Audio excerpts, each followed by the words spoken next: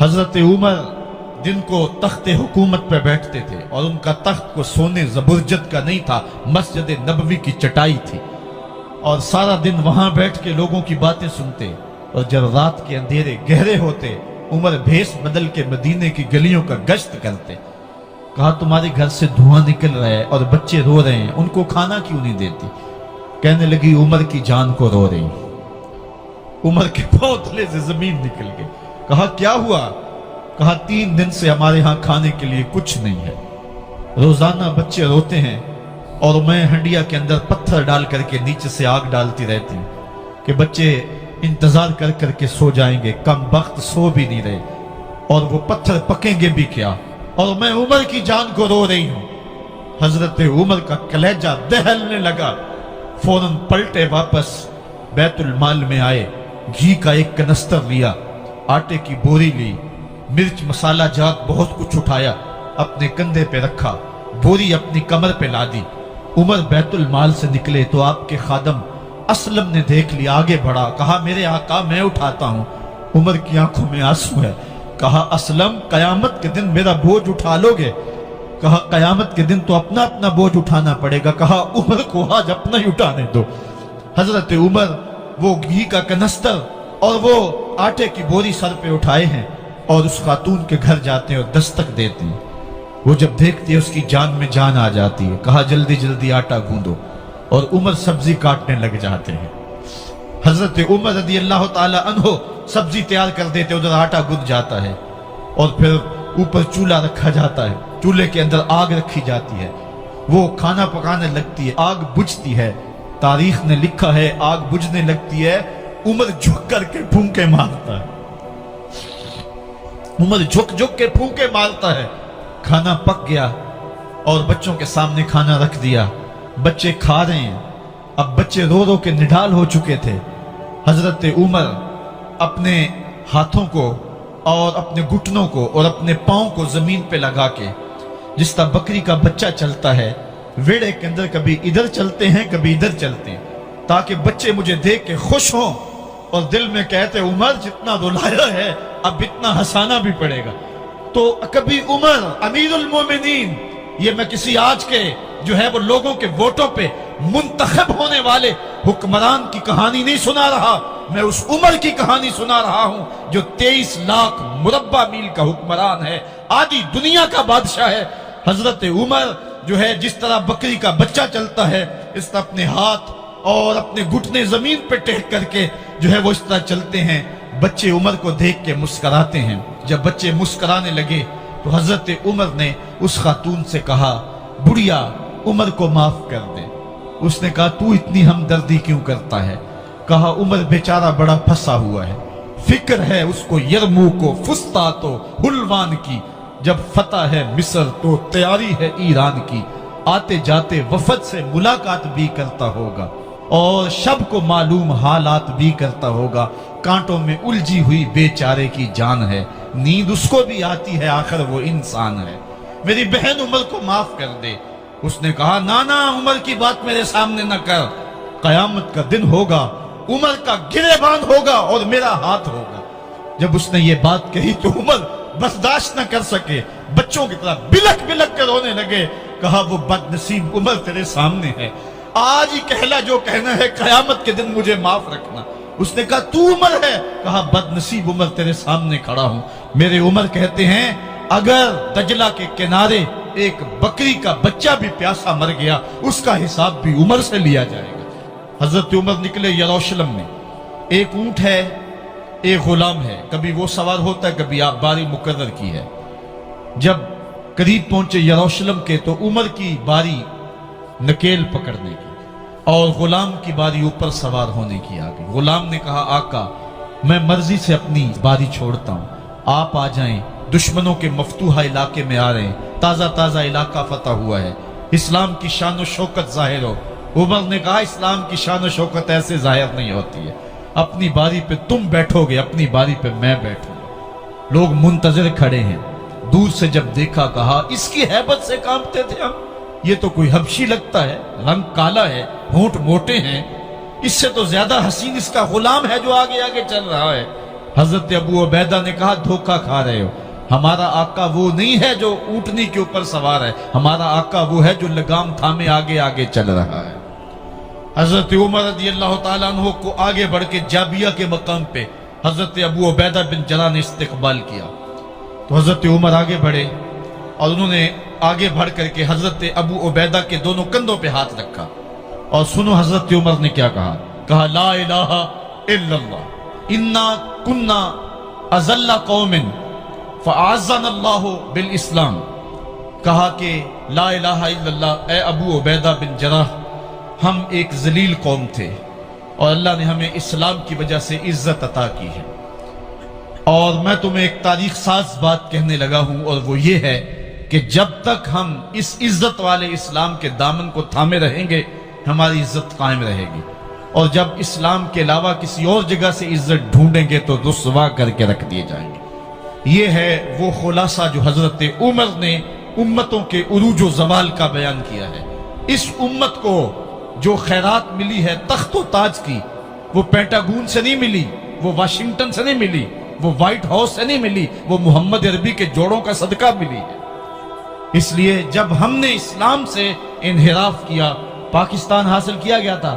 پاکستان کا مطلب کیا؟ لا الہ الا اللہ۔ ہم نے اس نعرے کو چھوڑ دیا ہوا ہے، ہم نے انحراف کر دیا ہے۔ آج ہماری نظریں مغرب کی طرف لگی ہے کہ تخت و تاج اس سے نصیب ہوتے ہیں، اور دنیا کے اوپر ہم رسوا ہو کے رہ گئے۔ ہماری پستی، ہماری زبوحالی، ہماری ذلت کا سبب یہ ہے کہ جس جگہ سے ہمیں عزت ملی تھی ہم نے وہ مرکز ہی چھوڑ دیا ہے۔ اس مرکز حیات کو، اس مرکز زندگی کو، اس مرکز عزت کو ہم نے چھوڑ دیا ہے، اور دنیا کے اوپر ہم رسوا ہو رہے ہیں۔ انہی حضرت عمر کی کہانی ہے۔ وادی تہامہ سے گزر رہے تھے کہ بچوں کی طرح بلک بلک کے رونے لگے۔ کہا عمر جوان آدمی ہو اور بچوں کی طرح بلک کے رو رہے ہو؟ کہا تم نہیں جانتے، مجھے بچپن کی کہانی یاد آ گئی۔ کہا کیا کہانی ہے؟ کہا یہی عرض تہامہ تھی، میرے باپ خطاب نے مجھے 5 اونٹ دیے تھے، کہا انہیں لائن میں کھڑا کرو سیدھا۔ میں آگے والا سیدھا کرتا تھا، پیچھے والا ٹیڑھا ہو جاتا، پیچھے والا سیدھا کرتا، آگے والا ٹیڑھا ہو جاتا۔ میرے باپ خطاب نے مجھے بڑا مارا۔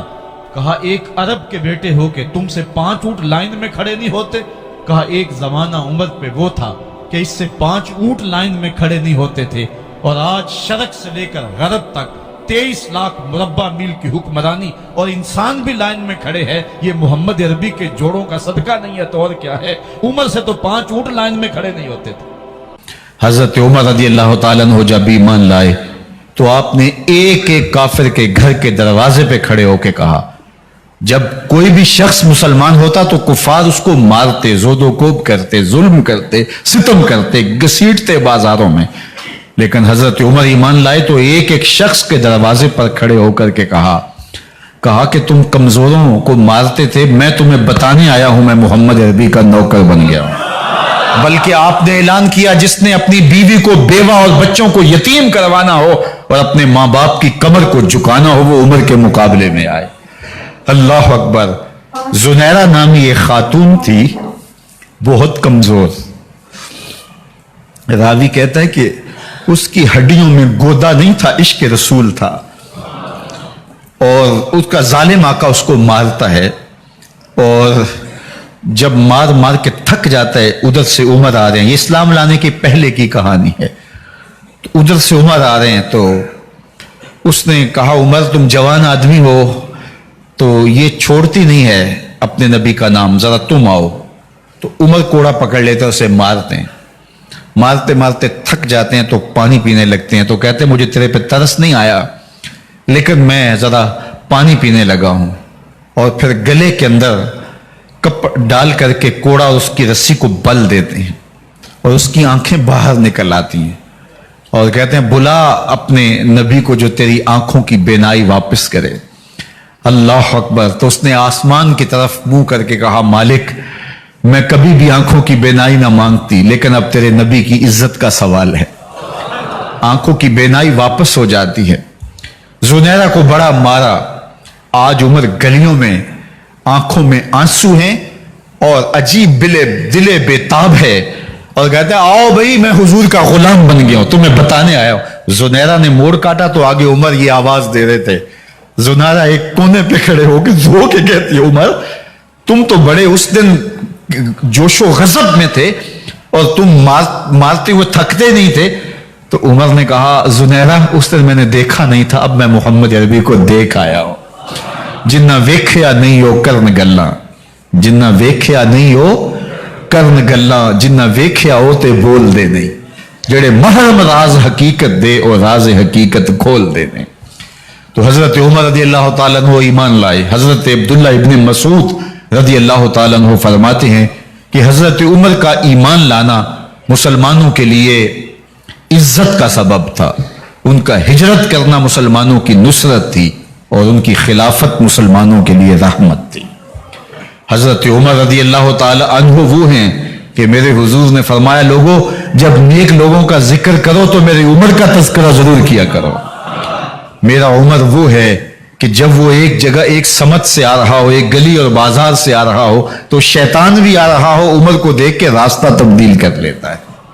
حضرت عمر رضی اللہ تعالی عنہ کی طبیعت کے اندر جو جاہ و جلال تھا, طبیعت کے اندر جو سختی تھی, وہ اسلام کے اندر آ کر بھی قائم رہی. اور آپ نے وہی سختی, وہی جاہ و جلال جو پہلے مسلمانوں کے خلاف تھا, اب کفار کے خلاف, منافقین کے خلاف حضرت عمر کی طبیعت کے اندر وہ جوش و خروش بدستور موجود رہا. لیکن جس دن آپ خلیفہ بنے تو اس دن آپ نے ممبر پہ چڑھ کے جو خطبہ دیا اس میں کہا لوگوں میں سخت اس لیے تھا کہ رسول اللہ نرم تھے, پھر میں سخت اس لیے تھا کہ حضرت ابوبکر صدیق نرم تھے, اب میں تخت خلافت پہ بیٹھا ہوں, اب میری سختی جو ہے وہ نرمی میں تبدیل ہو گئی. صرف فاسقوں, فاجروں اور باغیوں کے لیے میں سخت ہوں, باقی تمہارے لیے نرم ہوں. سب سے کم جو تنخواہ بیت المال سے اگر کسی وجود نے لی ہے تو وہ حضرت عمر رضی اللہ تعالیٰ عنہ نے لی ہے. صرف 2 جوڑے لیتے تھے سال میں, اور راوی کہتا ہے کہ میں نے دیکھا ہے کہ اس میں بھی 17 پیوند لگے ہوتے تھے. حضرت عمر رضی اللہ تعالیٰ عنہ کا طرز زندگی, آپ کا انداز معاشرت اور آپ کا انداز خلافت, ہر لمحہ آپ کی زندگی کا اٹھا کے دیکھیے کتنی مرتبہ قرآن حضرت عمر کی رائے کے مطابق نازل ہوا ہے. اللہ تعالیٰ جل شانہ نے ان کو صاحب الہام بنایا تھا. ہر امت میں کوئی صاحب الہام ہوتا ہے, حضور کی امت کا صاحب الہام حضرت عمر رضی اللہ تعالیٰ عنہ, اور آقا کریم نے انہیں اپنا وزیر قرار دیا. فرمایا میرے 2 وزیر آسمانوں میں ہیں, 2 وزیر زمینوں میں ہیں. آسمانوں کے وزیر ابو جو ہے وہ جبرائیل اور میکائیل ہیں, اور زمین کے وزیر ابو بکر اور عمر ہیں رضی اللہ تعالی عنہما. تو اللہ تعالیٰ جل شانہ نے حضرت سیدنا صدیق اکبر کے بعد حضرت سیدنا عمر بن خطاب رضی اللہ تعالیٰ عنہ سے جو کام لیا, مختصر دور خلافت کے اندر 10 سال 6 ماہ 4 دن آپ نے خلافت فرمائی ہے. لیکن کہاں سے چلے اور یہاں مکران تک, بلوچستان کا حصہ ہے, یہاں تک آپ کے سلطنت کی حدود وسیع ہوئی. ادھر آرمینیا تک جا پہنچے, حمص فتح کیا, قادسیہ, یرموک. آپ ذرا دیکھیے کہ کہاں تک آپ کی فوجوں کے گھوڑے دوڑتے رہے, اور اللہ تعالیٰ جل شانہ نے ان کو جو توانائی, عدل و انصاف کی قوت عطا فرمائی. اللہ اکبر. جب زمین پہ عدل کیا ہو تو زمین بھی حکم مانتی ہے, اور حضرت عمر وہ تھے جن کا حکم ہوائیں بھی مانتی تھی, زمین بھی مانتی تھی, جن کا حکم جو ہے وہ آگ بھی تسلیم کرتی تھی اور دریا بھی ان کا حکم مانا کرتے تھے. مصر کے اندر رسم بد جاری تھی, یہ رسم بد جاری تھی کہ سال کے بعد 1-2 شیزہ کو زیورات پہنا کے اچھے لباس میں ملبوس کر کے دریا کی بھینٹ چڑھایا جاتا, اس کی قربانی دی جاتی, اس کا خون بہتا تو دریا چلتا. جب اسلام مسلمانوں نے مصر فتح کیا تو گورنر نے لکھا کہ اسلام تو اس طرح کی رسوم کی اجازت نہیں دیتا, لیکن خشک سالی ہے, لوگوں کی فصلیں ویران پڑی ہیں, تو حضرت کیا کیا جائے. تو حضرت عمر رضی اللہ تعالیٰ عنہ کو جب قاصد آ کے پیغام دیتا ہے تو کاغذ کے ٹکڑے پہ لکھتے ہیں بسم اللہ الرحمن الرحیم. مصر کے نیل کی جانب عمر کا خط لکھتے ہیں, اے نیل اگر تو اللہ کے حکم سے چلا کرتا ہے تو چل, ورنہ ہمیں تیرے چلنے کی کوئی حاجت نہیں ہے. اور قاصد کو کہا یہ خط لے جاؤ اور جا کے دریائے نیل میں پھینک دو. قاصد جا کے خط دریائے نیل میں پھینک دیتا ہے، پانی آتا ہے، ایسا دریائے نیل چلا 14 صدیاں ہوئی ہیں آج تک کبھی بند ہی نہیں ہوا۔ دریا حکم مانتے ہیں، آگ نکلتی ہے، لوگ حضرت عمر رضی اللہ تعالی عنہ کے پاس آئے، حضرت لاوا پھوٹا ہے، آگ نکل رہی ہے اور مدینے کی طرف بڑھ رہی ہے، اب کیا کیا جائے؟ فائر بریگیڈ تو زمانے میں تھی نہیں۔ عمر نے اپنی قمیض اتاری، جس قمیض پہ 17 پیوند لگے ہوئے تھے چمڑے کے، کہا یہ قمیض لے جاؤ، جدھر آگ بڑھ رہی ہے آگے ڈھالنا، آگ پیچھے بھاگ جائے گی۔ زلزلہ آتا ہے تو زمین پہ دوہرا مارتے ہیں، زمین رک جا، کیا عمر نے تیری چھاتی پہ عدل نہیں کیا ہے؟ تو یہ عمر ہیں رضی اللہ تعالی عنہ کہ جن کے انصاف کی وجہ سے، جن کے عدل کی وجہ سے اللہ تعالیٰ کی رحمات اور اس کی برکات کا نزول ہوتا تھا، اور اللہ تعالیٰ نے مسلمانوں کو وہ آبرومند حکومت دی۔ کائنات کی تاریخ کے اندر ایسی حکومت آپ نے نہیں دیکھی ہوگی جو حضرت عمر نے حکومت کی ہے۔ اللہ اکبر۔ فرمایا فرات کے کنارے پہ ایک کتا بھی پیاسا مر گیا تو اس کا حساب بھی عمر سے ہوگا۔ جب اتنے علاقے فتح ہو گئے تو ایک دن حضرت عمر بیٹھ کے رو رہے تھے، تو کسی نے کہا حضرت رو کیوں رہے ہیں؟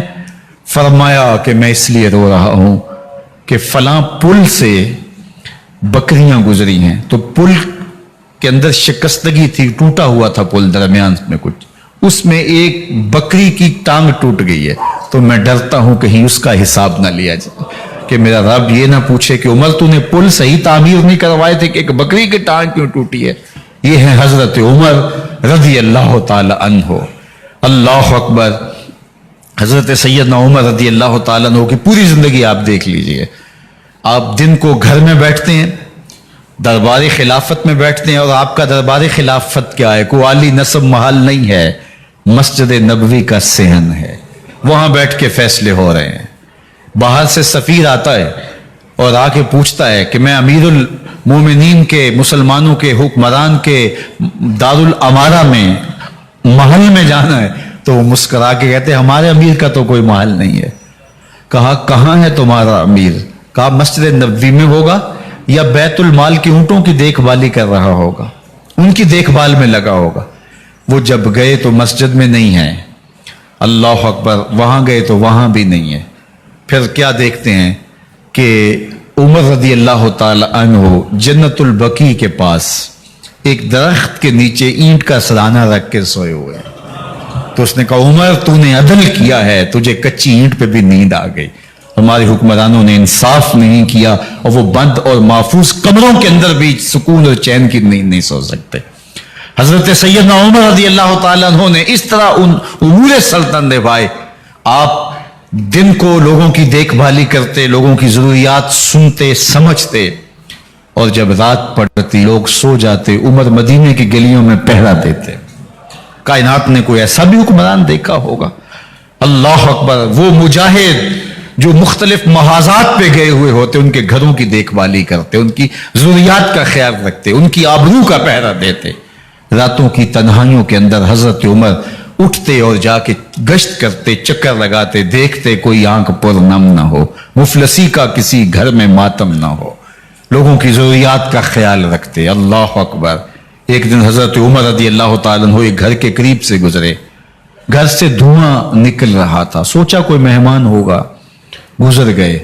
تھوڑی دیر کے بعد پھر دوبارہ اس گلی سے گزر ہوا تو پھر دھواں نکل رہا تھا، پھر گزر گئے۔ 2 گھنٹے کے بعد پھر دوبارہ ادھر سے گزران ہوا تو پھر دھواں نکل رہا تھا۔ رات کا پچھلا پہر ہے، ابھی تک گھر سے دھواں نکل رہا ہے۔ عمر رضی اللہ تعالیٰ عنہ نے دروازے کو کھٹکھٹایا، اندر سے خاتون کی آواز ہے، اس وقت کون ہے؟ کہا ایک مسافر ہوں، پوچھنا چاہتا ہوں تمہارے گھر سے دھواں کیوں نکل رہا ہے رات کے اس پہر؟ کہا تمہیں اس سے کیا غرض؟ کہا نہیں مجھے تشویش ہوئی ہے۔ تو اس نے کہا عمر کی جان کو رو رہی ہوں۔ حضرت عمر رضی اللہ تعالیٰ عنہ نے کہا کیا ہوا؟ کہا کہ کھانے کے لیے گھر کچھ نہیں ہے، بچے ضد کر رہے ہیں، ہنڈیا کے اندر پتھر ڈال کر کے میں نیچے سے آگ دیے جا رہی ہوں، بچوں کہتی ہوں تھوڑی دیر ہے کہ بچے تھک کے سو جائیں گے انتظار کر کے، تو کچھ ہو تو پکے، اور بچے ہیں بھوک سے، شدت بھوک کی وجہ سے سو بھی نہیں رہے، اور میں یہاں بیٹھے عمر کی جان رو رہی ہوں۔ حضرت عمر رضی اللہ تعالیٰ عنہ واپس آئے، घी का कनस्तर उठाया, आटे की बोरी ली और साजो सामान लिया। खादिम था आपका असलम बैतुल माल में, उसने हजरत ये सब कुछ मैं उठा लेता हूं। कहा हशर के दिन मेरा बोझ उठाओगे? कहा नहीं, वो तो आपको उठाना होगा। कहा उमर को आज खुद ही उठाने दो। और उठा के उनके घर आए और घर आके उनको सब कुछ दिया। और फिर उसके बाद जब खाना तैयार हुआ, बल्कि रिवायत में आता है कि जब आग जला रही थी तो उमर झुक के चूल्हे में फूंके मार रहे थे। अल्लाह अकबर। उस खातून को नहीं पता कि ये कौन है, ये कोई अजनबी मुसाफिर है, मेरी मदद कर रहा है। फिर बच्चे जो है वो जब खाना खा के खुश हुए तो हजरत उमर रदी अल्लाह तआला अन्हु ने दिल में सोचा और कहा, उमर जिस तरह तूने बच्चों को रुलाया है, आज उन बच्चों को हंसाओ भी। तो बच्चे बैठे हैं तो उमर कभी इधर जाते हैं कभी उधर जाते हैं। जिस तरह बच्चों को खिलाने के लिए जो है वो घुटनों के बल और हाथों के बल लोग चलते हैं, हजरत उमर यूं चलते हैं और वो बच्चे मुस्कराते हैं। जब बच्चे हंसने लगे, खाना खा चुके, उमर उस खातून से मुखातब होकर कहते हैं, बहन देख उमर की बड़ी मजबूरियां हैं। फुस्तात, यरमूक, कहां कहां आर्मीनिया, कहां कहां सरहदों पे महाज पे लोग मौजूद हैं, उनकी देखभाल करनी, उमूर खिलाफत, क्या क्या मामले हैं। तन्हा अकेले बेचारे की जान है, वो नहीं ख्याल कर सका, चल तू उसे माफ कर दे। वो बहन कहती है, तू इतनी हमदर्दी क्यों करते उमर की? नहीं, मैं उमर को माफ नहीं करूं। कल कयामत के दिन मैं अल्लाह के हुजूर उमर का गिरेबान पकड़ूंगी। तू दूसरे इलाके फतह करता था, मेरी खबर ही नहीं थी। अल्लाह अकबर। जब ये बात की तो उमर चीखें मार के रोने लगे और हाथ जोड़ के कहने लगे, बहन ये तुम्हारे सामने ही तो उमर खड़ा है। ये हजरत उमर थे रदी अल्लाह तआला अन्हु और अल्लाह के महबूब अलैहिस्सलातु वस्सलाम के खलीफा राशिद, दूसरे खलीफा। 10 साल 6 माह और 4 दिन आपने खिलाफत की। और तारीख कहती है अगर उमर रदी अल्लाह तआला अन्हु को 10 साल और मिल जाते, या मगरबी मुफक्किरीन कहते हैं कि अगर कायनात को एक उमर और मिल जाता, पूरी दुनिया पे मुसलमानों की हुकूमत होती, कहीं कुफर बाकी ना बचता। लेकिन बदबातन लूलू फिरोज नामी एक मजूसी गुलाम ने नमाज फजर पढ़ते हुए हजरत उमर बिन खत्ताब रदी अल्लाह तआला अन्हु पे हमला किया। जहर में बुझा हुआ खंजर आपके जिस्म में सरायत कर दिया।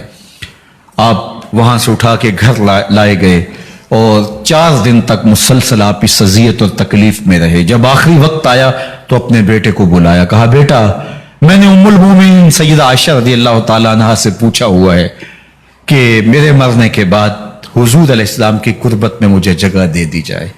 हो सकता है मैं अमीरुल मोमिनीन मुसलमानों का खलीफा हूं तो इस वजह से उन्होंने इजाजत दे दी हो, जब मैं फौत हो जाऊं तो जाहिर है खलीफा नहीं रहूंगा।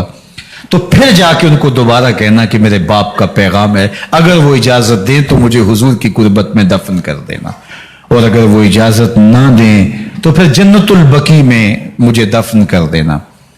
जब हजरत सैयदना उमर बिन खत्ताब रदी अल्लाह तआला अन्हु का इंतकाल हो गया तो आपके साहबजादे इब्न उमर हजरत आयशा रदी अल्लाह तआला अन्हा के पास गए, कहा कि मेरे बाप का सलाम है आपके नाम। उन्होंने आपको जिंदगी में कहा था कि हुजरा अनवर में सैयदना सिद्दीक अकबर के साथ 2 गज जगह मुझे भी नसीब हो जाए, तो आपने इजाजत दे दी थी। तो मेरे वालिद गिरामी ने फौत होते हुए कहा कि दोबारा उम्मुल मोमिनीन के पास जाना और दोबारा पूछना। उस वक्त तो मैं अमीरुल मोमिनीन था, हो सकता है वादा कर लिया हो, लेकिन अब अगर आप इजाजत दें तो यहां हम कब्र उनके लिए खोद लें, वरना हम जन्नतुल बकी में दफन कर दें। तो उम्मुल मोमिनीन सईदा आयशा रदी अल्लाह तआला अन्हा रो पड़ी और फरमाया ये जगह मैंने अपने लिए रखी थी, लेकिन उमर ने इस्लाम के लिए खिदमत इतनी की है कि मैंने खुद तरजीह दी है, इसलिए मैं इजाजत देती हूं कि यहां उमर को दफन किया जाए। अल्लाह अकबर। और फिर वहां हजरत उमर रदी अल्लाह तआला अन्हु को दफन किया गया। ये कब्र मेरे हुजूर की है, 7 हजरत सिद्दीक अकबर हैं, 7 हजरत उमर फारूक रदी अल्लाह तआला अन्हु हैं। जे शक होवी ते चल मदीने, जे शक होवी ते चल मदीने, वेख लै जोड़ मजारां दा, बन यार नबी दियां यारां दा। हुजूर ने फरमाया, एक दिन मस्जिद नबी से बाहर निकल रहे थे और कुछ लोग मस्जिद में दाखिल हो रहे थे। हुजूर ने दाएं हाथ से अबू बकर का हाथ पकड़ा था और बाएं हाथ में हजरत उमर का हाथ था, اور جب لوگوں کو آتے ہوئے دیکھا ان کو مخاطب کرتے ہوئے کہا ہاکذا نبعث یوم القیامہ، قیامت کے دن ہم قبروں سے یوں ہی اٹھائے جائیں گے، میرے دائیں ہاتھ میں ابو بکر کا ہاتھ ہوگا، بائیں ہاتھ میں عمر کا ہاتھ ہوگا، جے شک ہووی تے چل مدینے آ ویخ لے جوڑ مزاراں دا بن یار نبی دیں یاراں دا۔ تو میرے حضور نے فرمایا جب اچھے لوگوں کا ذکر کرو تو میرے عمر کا ذکر بھی ضرور کیا کرو۔ تو حضرت عمر رضی اللہ تعالی عنہ اللہ کے محبوب کے محبوب ہیں، باقی صحابی مرید ہیں، حضرت عمر میرے حضور کی مراد ہیں، اللہ سے مانگ کر کے لیا ہے اللہ عمر بن خطاب عطا کرتے، اور پھر اللہ نے عمر کی صورت میں اسلام کو وہ عظیم تحفہ دیا جس سے اسلام کی عزت بڑی اور شان و شوکت میں اضافہ ہوا اور اسلام کے جھنڈے چار داغ عالم کے اندر لگ گئے۔ اللہ مجھے آپ کو حضرت عمر کے نقوش پاک کی برکتیں عطا فرمائے اور ہمارے حکمرانوں کو ان کے نقوش پاک کو خزرہ بناتے ہوئے اسلامی سلطنت کے خد و خال واضح کرنے کی توفیقات سے مالا مال کرے۔ اللہ اللہ اللہ لا الہ الا اللہ اللہ اللہ لا الہ الا آمینہ بی بی کے گلشن میں آئی ہے تازہ بہار، آمینہ بی بی کے گلشن میں آئی ہے تازہ بہار، پڑھتے ہیں صلی اللہ وسلم، پڑھتے ہیں صلی اللہ وسلم، آج درو دیوار مدنی، اللہ اللہ اللہ لا الہ الا